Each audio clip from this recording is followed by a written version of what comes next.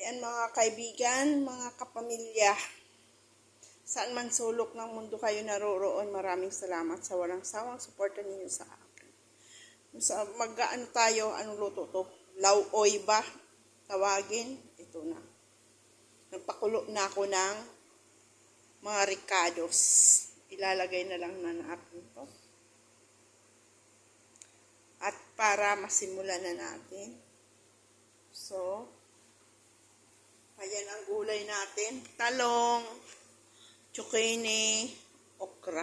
Ang okra ho dito maliliit, maiksi. Pero meron naman ditong okra katulad sa atin sa Pilipinas. Ito talong, hiniwa-hiwa ko na. So, ayan. Ayan po, kulong-kulo na ang ating tubig. Linagyan ko na siya ng patis kasi wala naman tayong ginamos. Kaya nilagay ko po patis, bawang, sibuyas, luya, kamatis, ang paminta. May bitsin na rin po. So, ayan. Lagay na muna natin ito.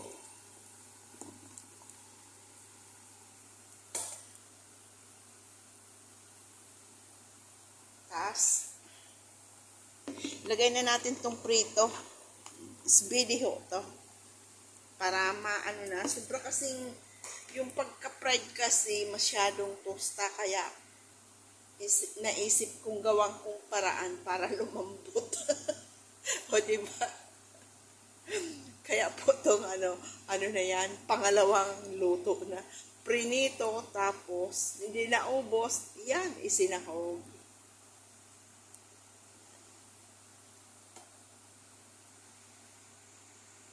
Kaya masarap yan. Tapos lalagyan natin ang, gusto ko po sa ganyan, mayroon siyang, dapat po, di ba, wala siyang kalamansi. Pero po, ako lalagyan kong kalamansi.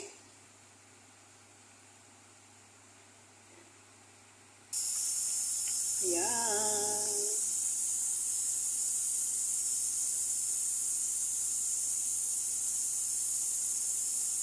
Sangkap. Lalagyan pa natin yan ng talbos ng kamote. Kasi may kinuha tayong talbos ng kamote. Pero mamaya na natin ilagay. Ito pong siling to, yung sa ano rin to, restaurant. Nilagay ko dyan kasi sayang ba? Dagdag flavor yan. At tinagay ko yung ano ng isda. Kasi mag-iisda din kami ngayon. Inihaw din kami.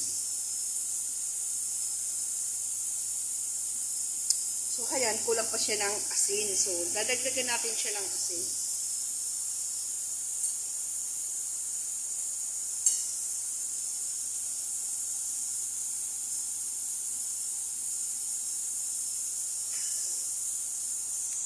Ang ganda ng kulay, no?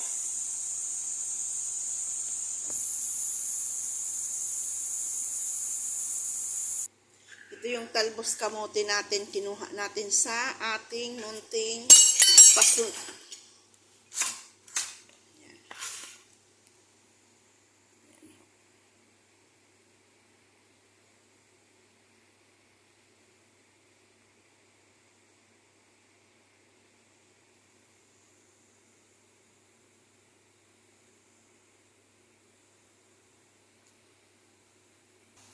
Kasarap nito. Malapit ng maluto. Ibabaw lang natin ang isda para hindi ho turog.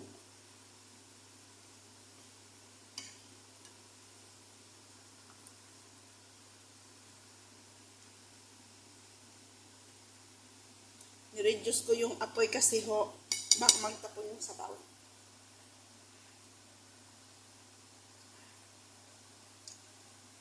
Sarap. May sabaw na tayo.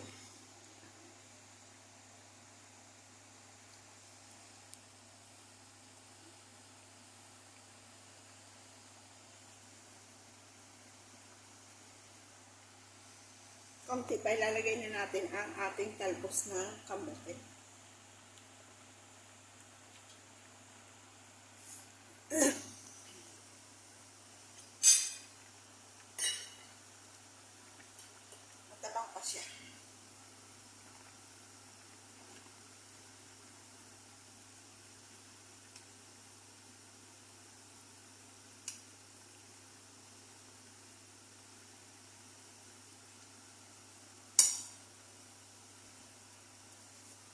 Kasi, ano pa yung okra natin. Tigas-tigas pa.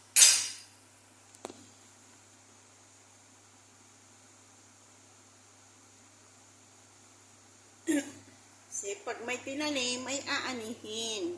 Pag may tinanim gulay, may kakainin. Ayan.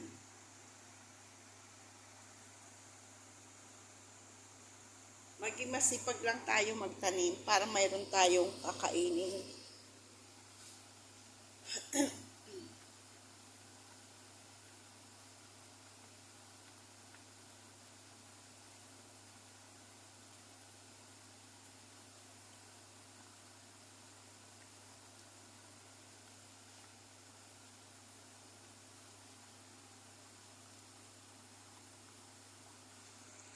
Sarap niyan.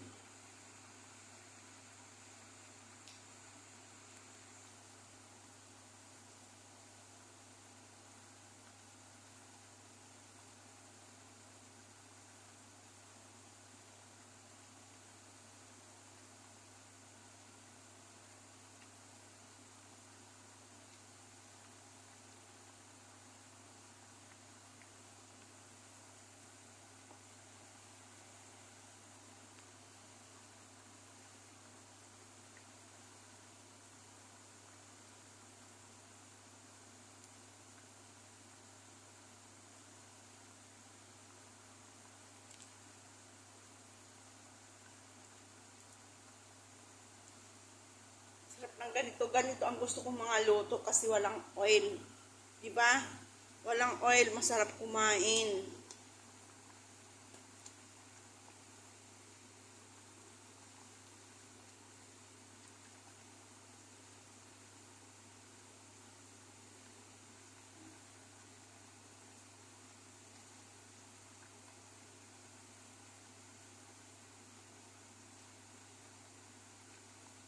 Yung kusang oil ng isda.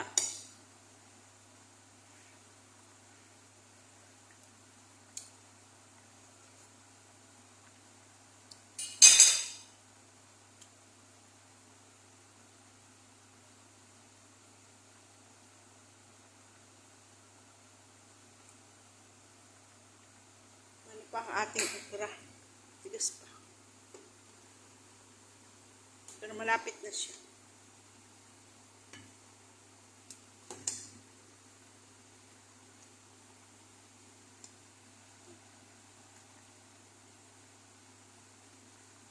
Ating isda is bidi. Yan ang pambansang isda ng Kuwait.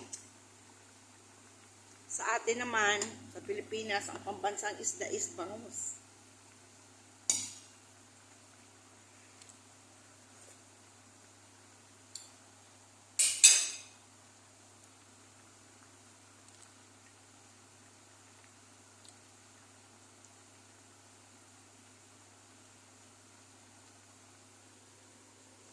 Pwede na siguro natin ilagay ang ating talbos ng kamote. Kaso, pag linagay natin tong talbos ng kamote, lasang pagkaano tapos na siya, tatanggalin na. So, maybe konti pa.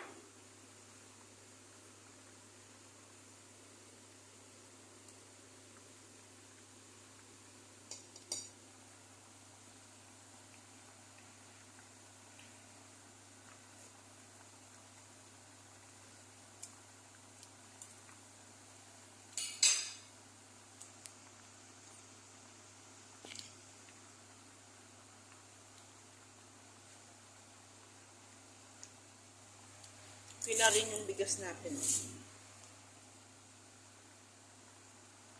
Lalagyan ko yan oil kasi kukuha muna ako ng walang oil. Kasi ayaw ko ng kanin na may oil.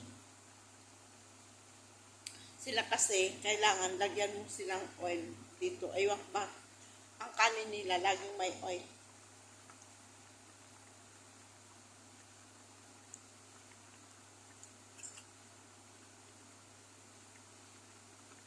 Kasi daw, pag ayaw nilang hindi, yung gusto nilang kanin, gihiwa-hiwala yung mga kanin. Ayaw nila yung dikit-dikit. Buhaghag ba? Ang tawagin sa atin, buhaghag.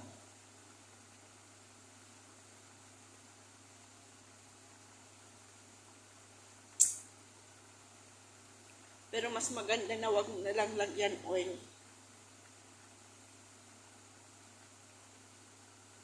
Sarap yun, oh.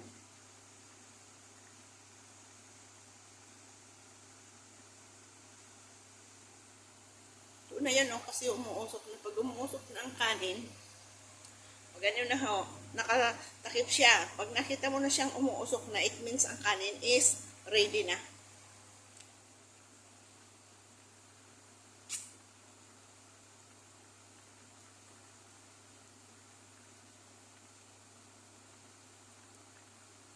So, lagay na natin ang talbos ng kamote. Sa gilid.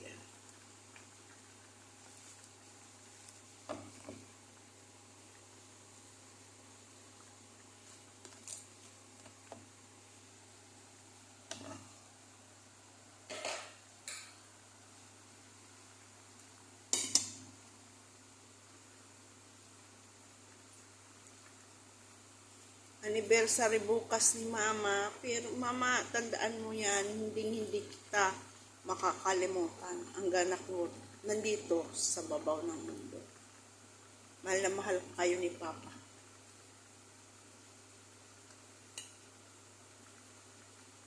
Ayan. Lagay na natin ang talbos ng kamote.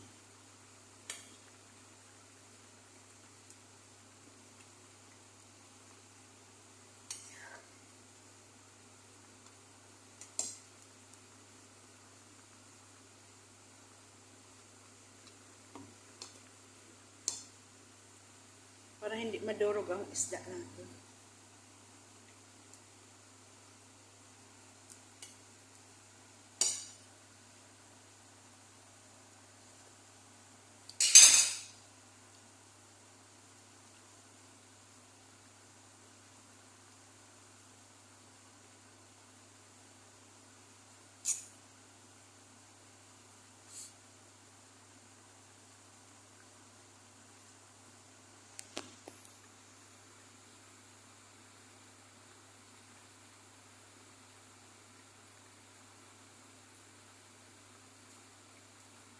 Ako, para sa akin, mas malaga sa akin may sabaw.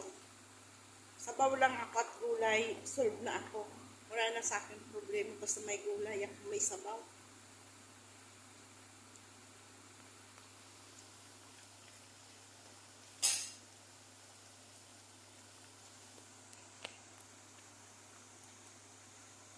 O, diba? Green na green.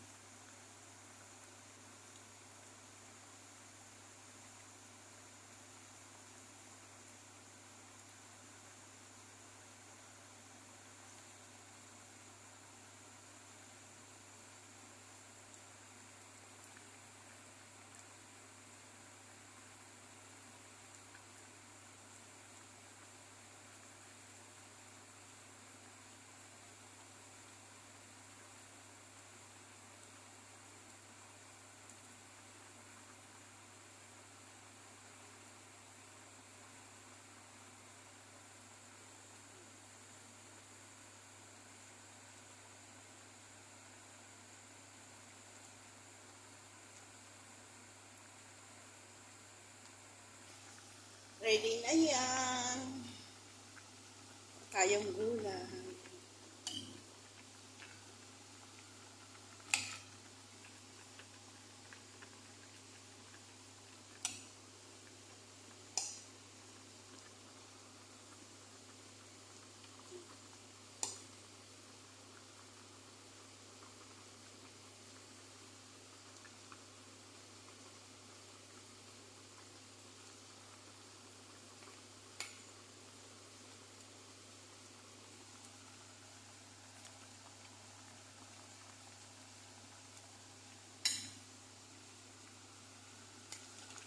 Diyan mo lang yung isda.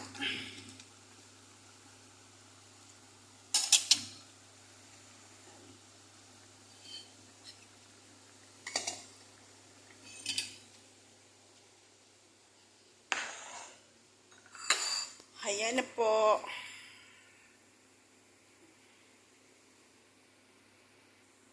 Ayan na, oh.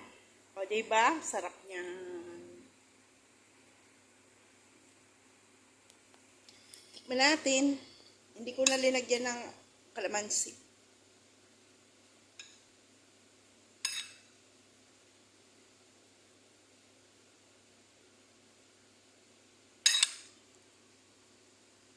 Usok pa.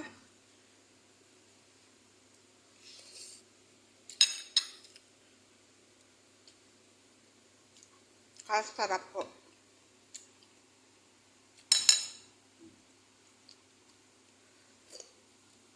Ang lasa-lasa niya nung patis.